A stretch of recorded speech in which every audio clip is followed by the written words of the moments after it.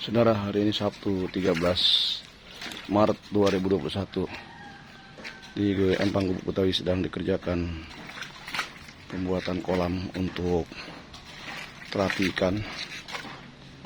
Ini kita siapkan buat terapi ikan. Ini nanti tempat duduknya cukup panjang, sepanjang empang ini.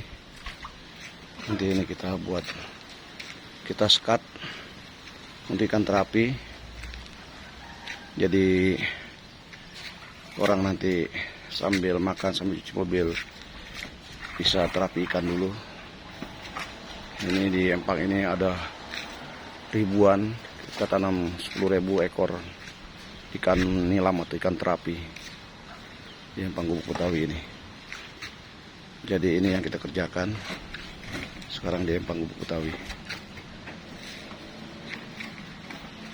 Jadi terapi ikan, kita buat terapi ikan.